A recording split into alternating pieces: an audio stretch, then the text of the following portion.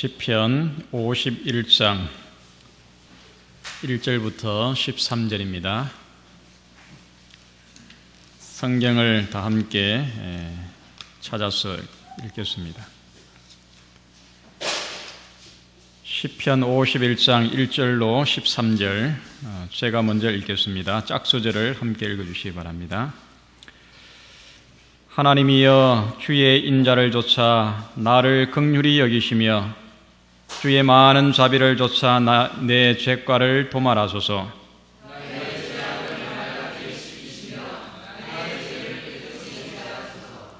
대전하는 내 죄과를 아오니 내 죄가 항상 내 앞에 있나이다.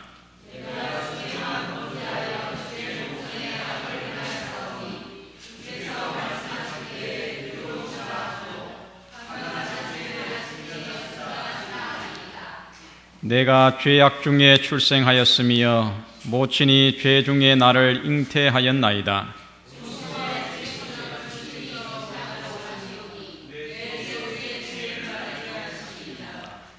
웃을초로 나를 정결케 하소서. 내가 정하리이다. 나를 씻기소서. 내가 눈보다 희리이다.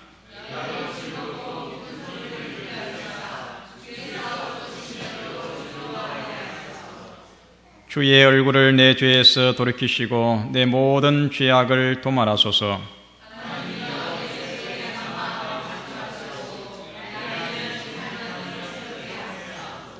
나를 주 앞에서 쫓아내지 마시며 주의 성신을 내게서 거두지 마소서.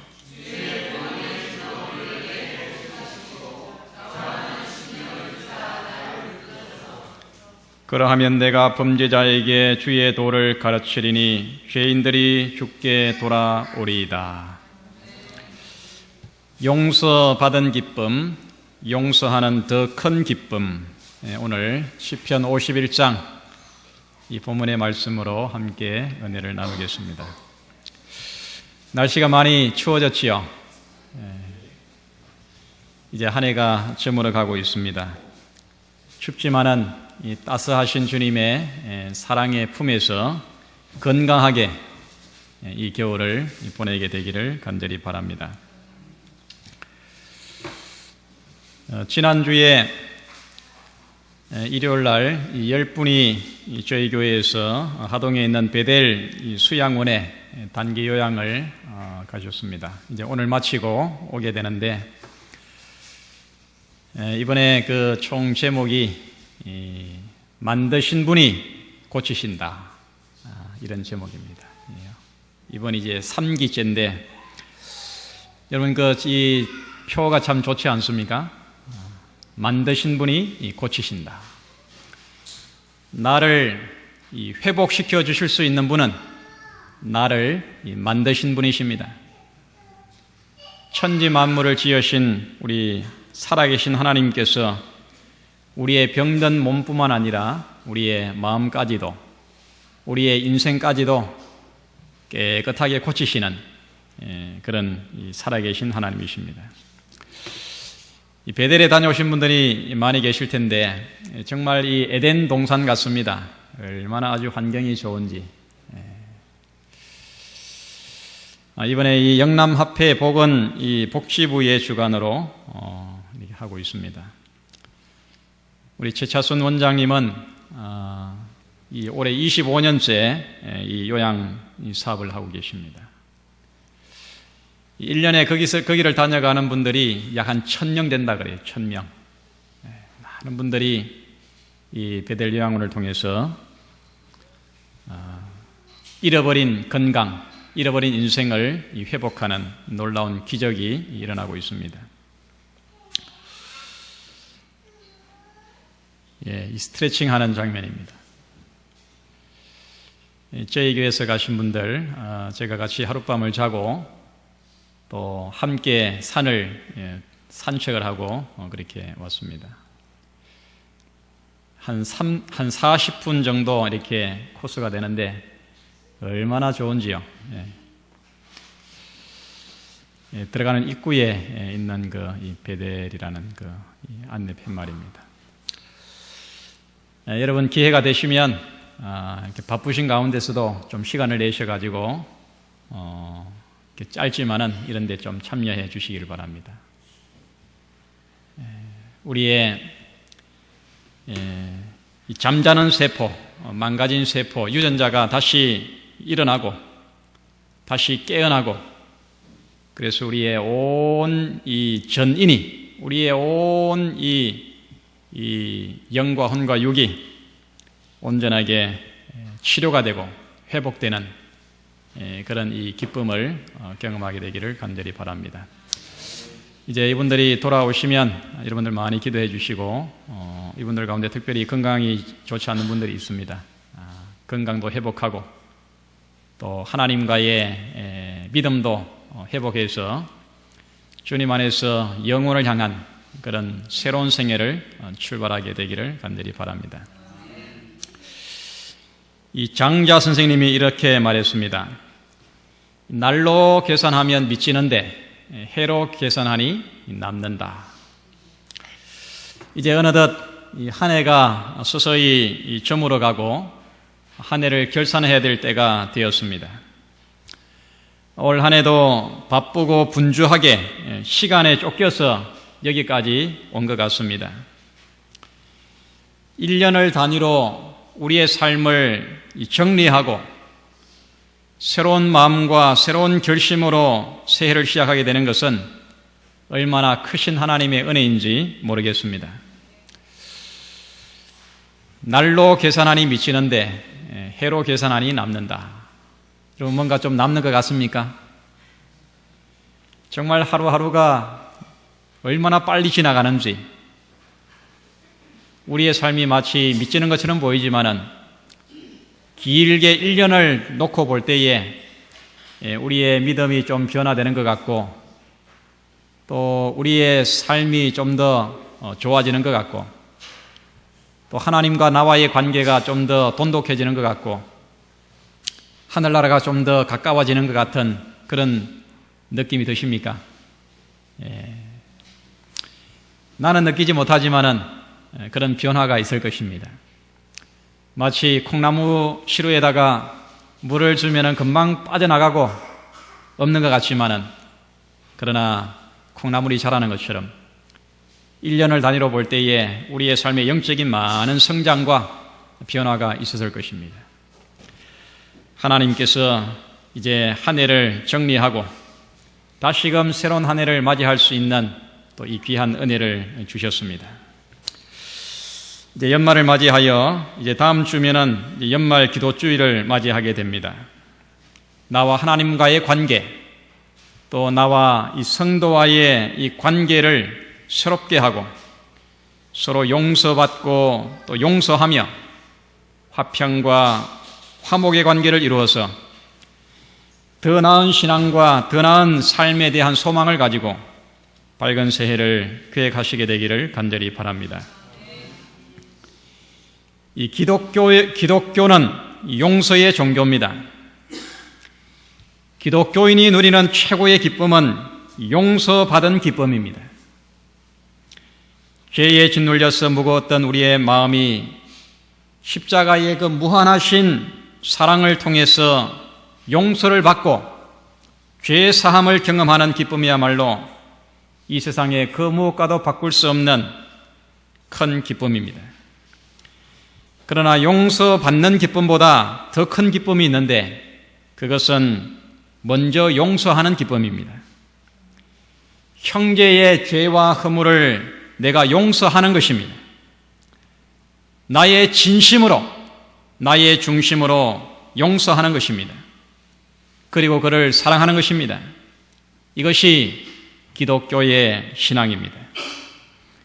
오늘 이 본문은 다윗이 하나님께 무서운 간음죄와 살인죄를 지은 이후에 그가 무거운 마음으로 괴로워하다가 하나님 앞에 그의 죄를 회개하고 용서를 받았을 때의 그의 그 심정을 여기에 표현을 해 놓았습니다. 사랑하는 성도 여러분, 여러분은 용서가 무엇인지를 경험하셨습니까? 내가 용서를 받는다고 하는 것, 그 용서받은 그 죄인의 기쁨과 감격을 체험해 보셨습니까? 전혀 죄가 없으신 하나님의 어린 양이신 예수님께서 십자가 위에서 우리들에게 베풀어 놓으신 그 용서의 깊이와 넓이를 알고 계십니까? 그리고 그러한 용서의 마음으로 형제를 한번 용서해 보셨습니까? 이제 한 해를 결산하면서 오늘 이 안식일에 용서를 배우시기를 바랍니다.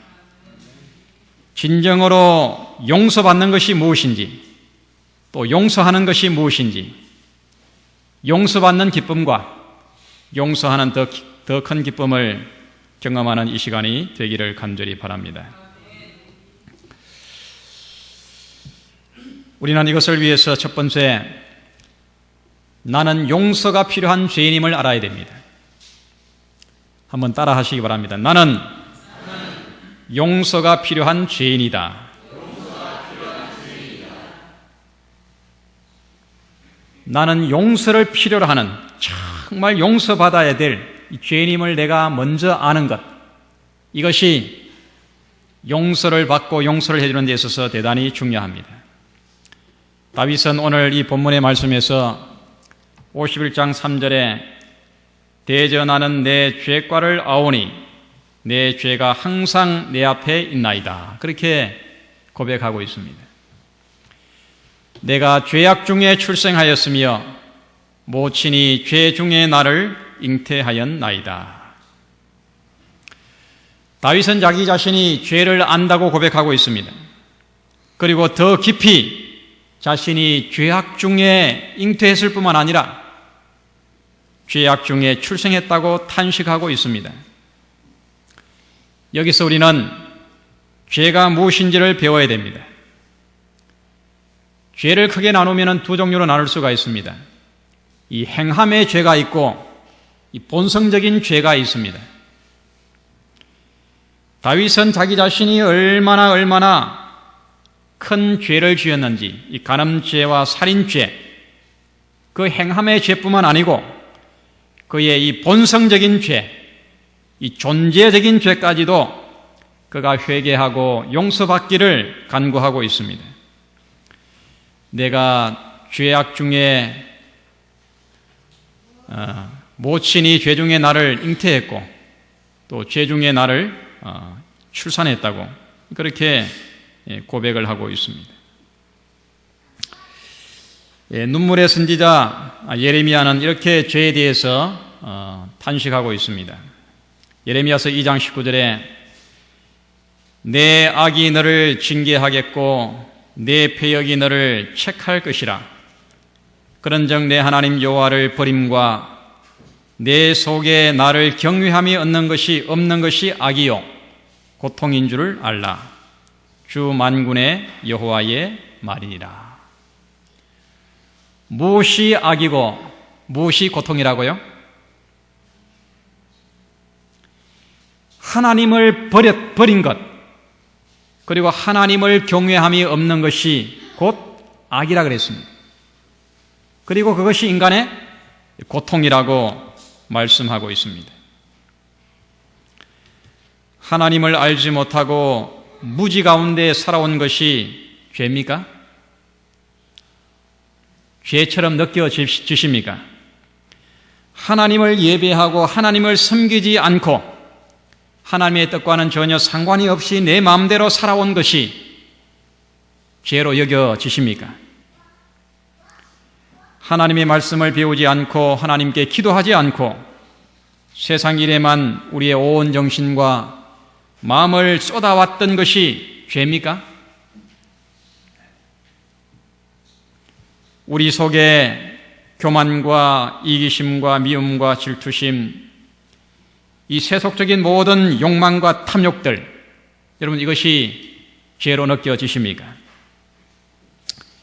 우리는 이 세월의 흐름과 함께 이 모든 것들이 점점 더 증가해 왔습니다.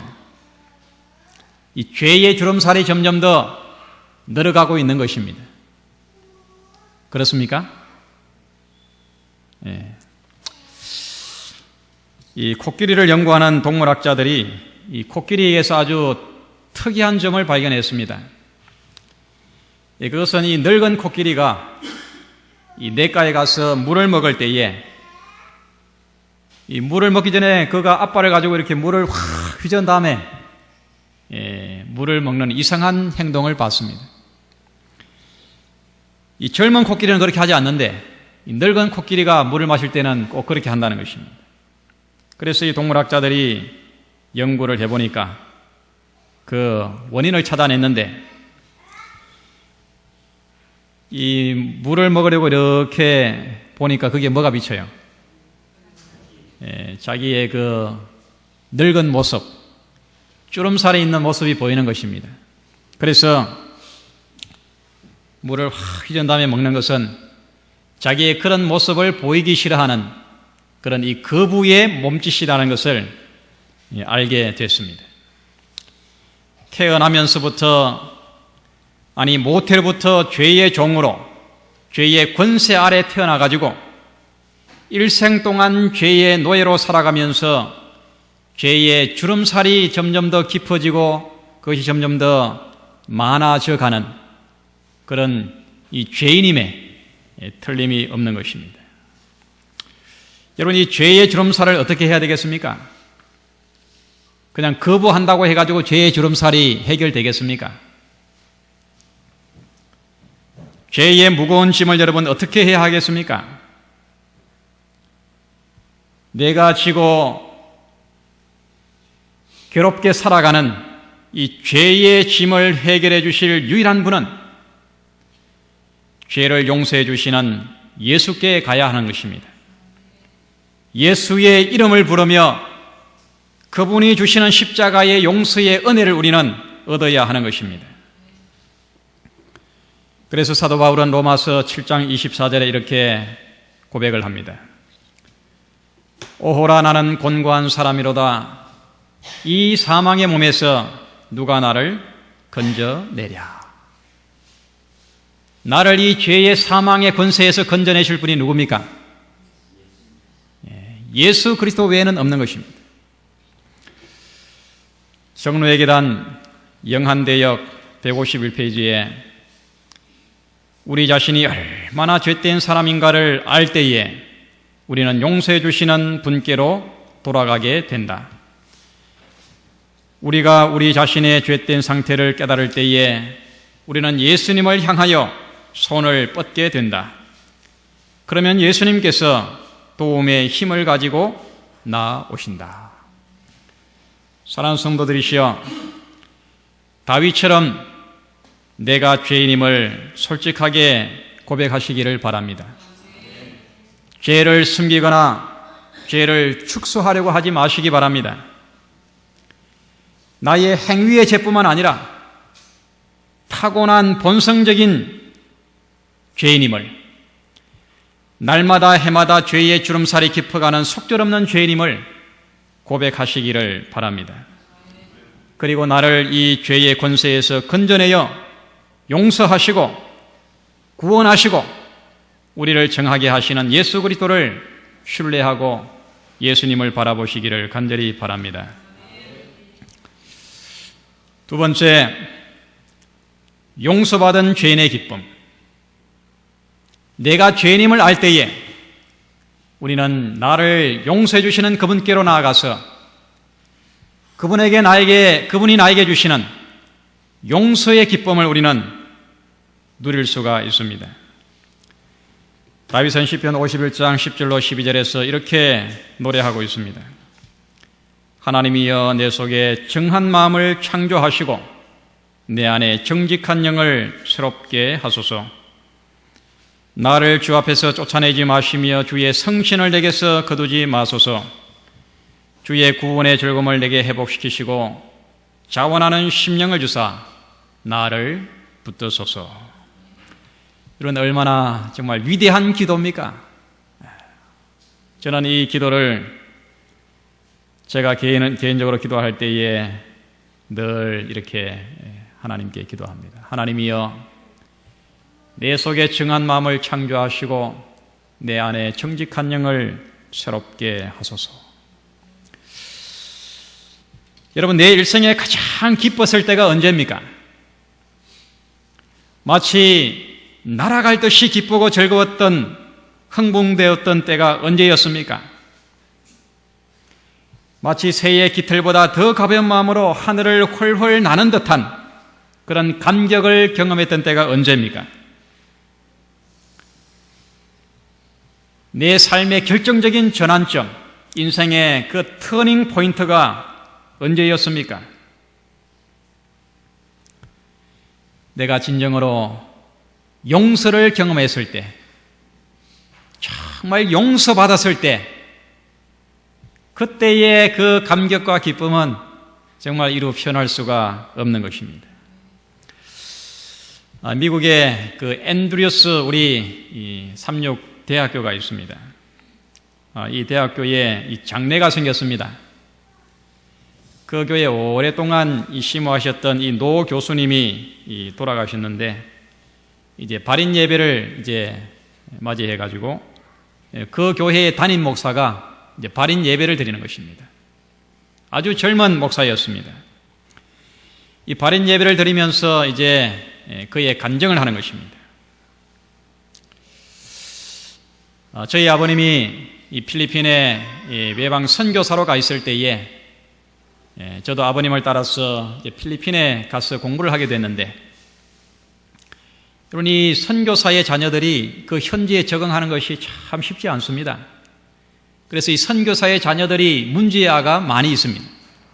자기도 그랬다는 것입니다. 필리핀에 가서 아버지를 따라서 공부를 하는데 적응도 되지 않고 친구도 없고, 그래서 그가 방황을 하면서 사고를 치고 학교에 아주 문제아가 됐습니다. 그가 또다시 사고를 쳤는데 이제 그가 호출을 받았습니다. 이 교장실로 오라는 이 호출을 받고 이제 교장실에 들어가려고 하는데, 이제 노크를 하고 교장실에 들어가면 금방이라도 저쪽에서 뭔가 이렇게 자기를 향해서 막 책이라도 날아올 듯한 그런 두려움을 가지고 이제 조심스럽게 교장실의 문을 열고 들어가는데, 금방이라도 교장 선생님이 달려와가지고 그를 막 이렇게 책망을 하고 호되게 야단을 칠 것처럼 그렇게 느껴져가지고 이렇게 들어가는데, 저 책상 너머 교장 선생님이 일어나시더니 아주 환한 얼굴로 그를 향해서 팔을 벌리고 다가오는 것입니다. 그리고는 이제 그를 가슴에 끌어안고 그의 등을 토닥거리면서, 그래, 내가 너를 이해한다. 힘들지? 이 낯선 곳에 와가지고 네가 적응하고 공부하는 것이 참 힘들지? 그렇게 하면서 이 아이의 등을 도닥거리면서 함께 그의 마음을 이해하는 것입니다. 그러면서 그렇지만은 학창시절 정말 후회되지 않고 정말 알차게 그렇게 학창시절을 잘 보내도록 그를 용서하고 그를 격려하고 그에게 다시 한번 이 기회를 주는 것입니다. 그렇게 간증을 하면서 이 목사님이 그 장례 설교에서 제 인생의 새로운 출발을 경험하게 된 것은 바로 그때였다고. 정말 용서를 경험하고 나서 그가 그 빗나가던 그 인생의 길을 돌이켜가지고 이제 다시 그가 마음을 잡고 열심히 학교 생활하고 공부를 해가지고 나중에 이렇게 그가 훌륭한 주의 종이 된 것입니다. 목사가 된 것입니다. 여러분, 우리 인생의 가장 감격적이고 정말 기뻤던 그 순간은 내가 진실로 용서를 경험했을 때입니다. 성경에는 용서의 보증으로 가득 차 있습니다. 이사야서 1장 18절에 우리가 너무나도 잘 아는 말씀입니다. 여호와께서 말씀하시되 오라 우리가 서로 변론하자. 너희 죄가 주홍 같을지라도 눈과 같이 희어질 것이요 진홍같이 붉을지라도 양털같이 되리라. 이사야서 55장 7절에 악인은 그 길을 불의한 자는 그 생각을 버리고 여호와께로 돌아오라. 그리하면 그가 긍휼히 여기시리라. 우리 하나님께로 나오라. 그가 널리 용서하시리라. 여러분, 이 약속을 믿으십니까? 이 약속을 믿으시고 주님께로 나아가서 주님께서 나를 용서하시는 그 용서의 기쁨을 정말 충만하게 경험하게 되기를 바랍니다. 시편 103장 1절로 12절로 15절에 동이 서에서 먼 것 같이 우리 죄과를 우리에게서 멀리 옮기셨으며 아비가 자식을 불쌍히 여김같이 여호와께서 자기를 경외하는 자를 불쌍히 여기시나니 이는 저가 우리의 체질을 아시며 우리가 진토임을 기억하심이로다. 인생은 그 날이 풀과 같으며 그 영화가 들의 꽃과 같도다.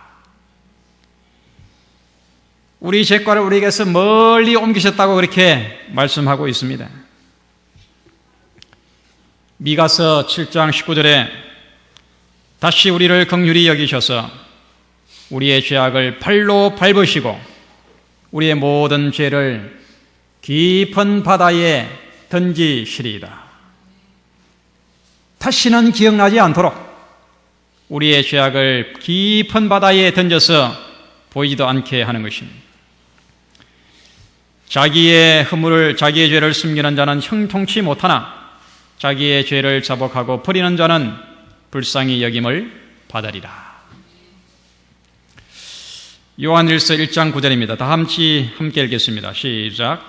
만일 우리가 우리 죄를 자백하면 저는 미쁘시고 의로우사 우리 죄를 사하시며 모든 불의에서 우리를 깨끗게 하실 것이요. 사랑하는 성도 여러분, 다윗의 죄는 컸습니다. 그러나 다윗은 그보다 더 크게 자신의 본성적인 죄악의 깊이까지 회개하고 용서를 구했습니다. 그리고 용서받은 기쁨을 감사하며 노래하며 찬양했습니다. 우리도 다윗처럼 용서받은 기쁨이 얼마나 크고 그것이 얼마나 좋은지를 이번 연말 기도주를 통하여 경험하게 되기를 바랍니다.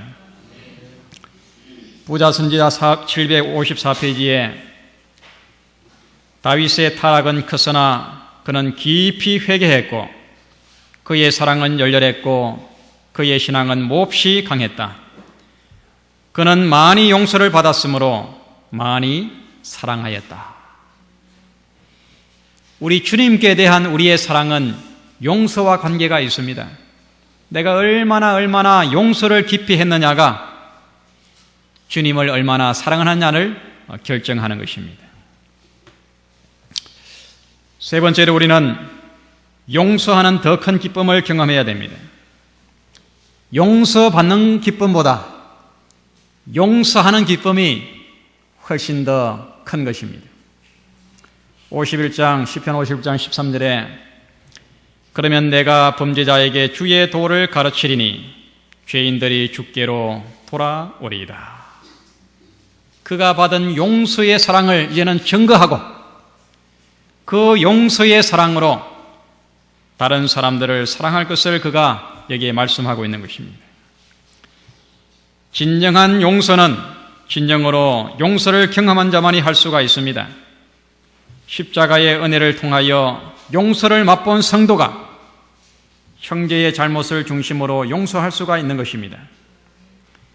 이처럼 용서하는 기쁨은 용서받는 기쁨보다 훨씬 더 크고 값진 것입니다. 예수님의 가장 위대한 가르침은 원수를 어떻게 하라 그랬습니까? 원수를 사랑하라. 원수까지라도 사랑하라 그랬습니다. 그리고 예수님은 그렇게 말씀만 하는 것이 아니라 예수님은 그 말씀을 실천하셨습니다.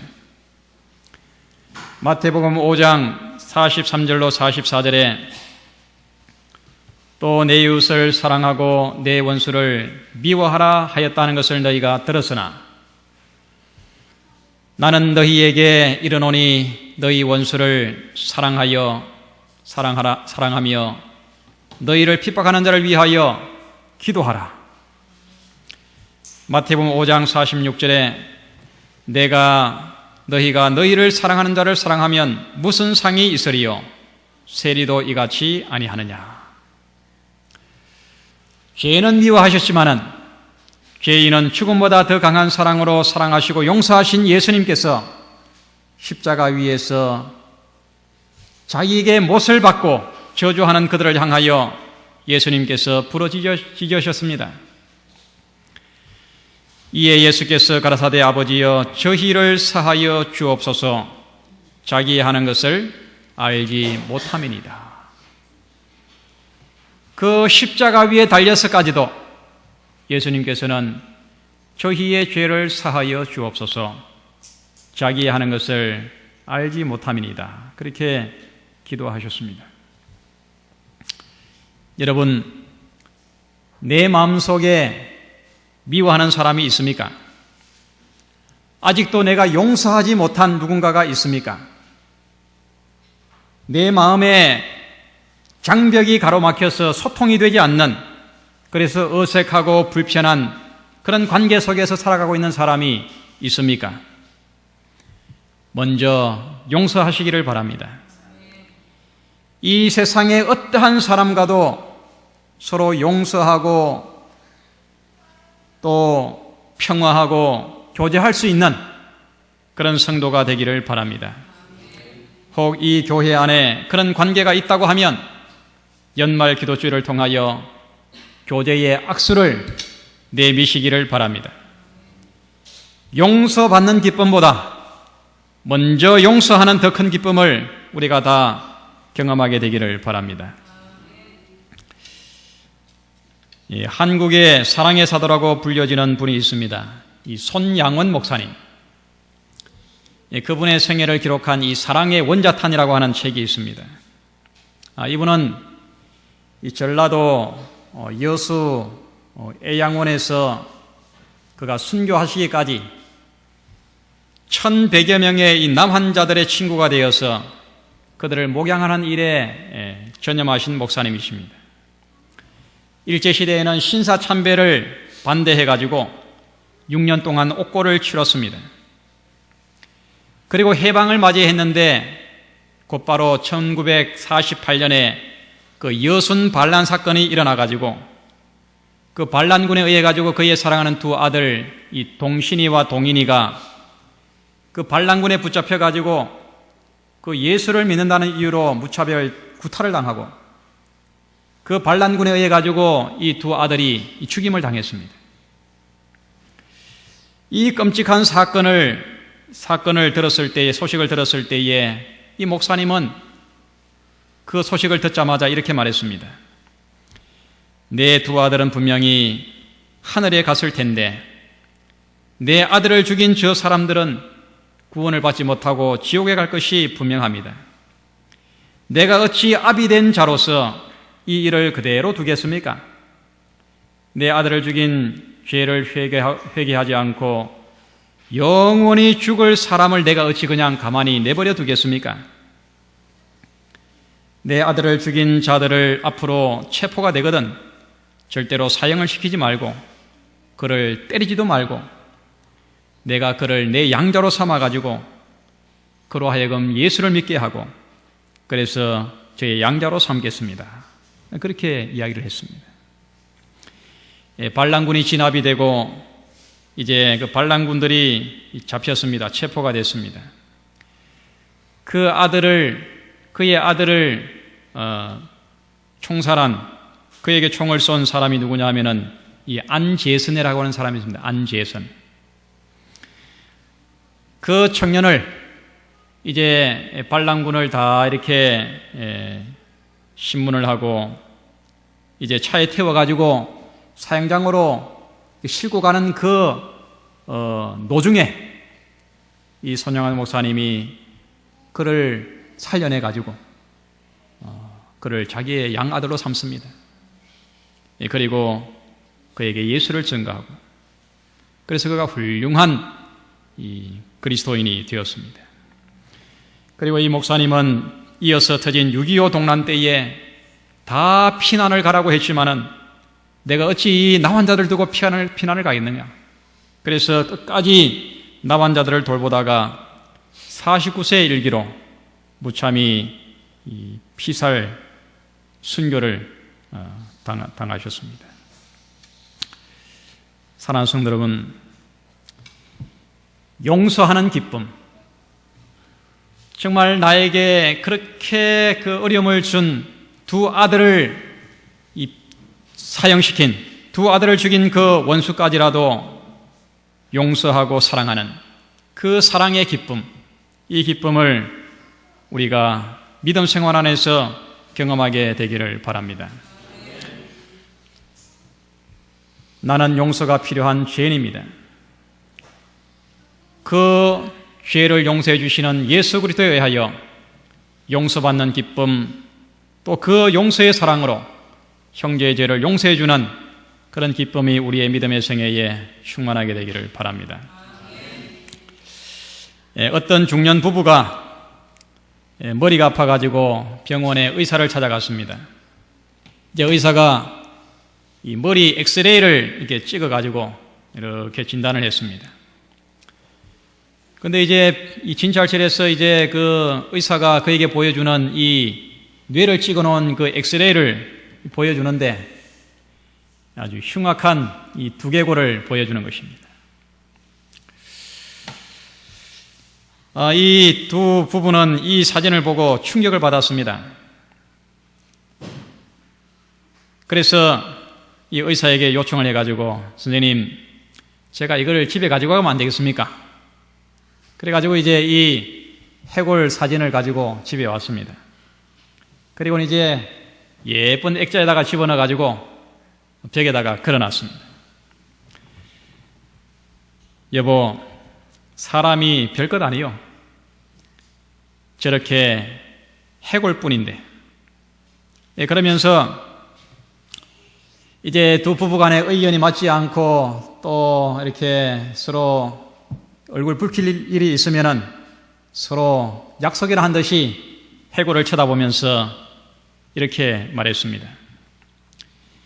우리 인생살이에도 다툴 일이 많지 않아서 이제는 다투고 싶을 때마다 우리가 이 해골 사진을 바라보면서 서로 용서하고 서로 관용하고 서로 이해합시다. 그렇게 하면서 서로 이렇게 씩 웃고 나면 그렇게 서로 마음이 화가 나고 언짢고 충돌이 되던 그 마음이 어느새 깨끗하게 녹아서 없어진다는 것입니다. 여러분, 우리의 인생은 흙으로 돌아갈 수밖에 없는 사망의 종입니다. 그러나 우리 예수님께서 우리를 극진히 사랑하셔서 우리의 그 모든 죄를 다 용서하시고 우리들에게 잃어버린 하늘의 영원한 생명을 우리들에게 축복으로 안겨주셨습니다. 이제 세월은 바야흐로 영원을 향해서 한 해 두 해 접근해 가고 있습니다. 허무하게 흘러가는 세월의 흐름이 영원한 재림의 아침을 향해서 가고 있는 것입니다. 우리는 또다시 연말 기도주의를 맞이하게 되었습니다. 하나님과 성도와의 관계 속에서 용서하고 용서받는 그런 감격과 기쁨을 통하여 화평을 이루게 되기를 간절히 바랍니다. 우리의 생애가, 우리의 가정이, 우리의 교회가 작은 하늘나라가 되기를 바랍니다. 십자가의 예수 그리스도, 만국의 보배이시요 시대의 소망이시요 인류의 구원이신 유일하신 예수 그리스도를 매 순간 바라보시기를 바랍니다.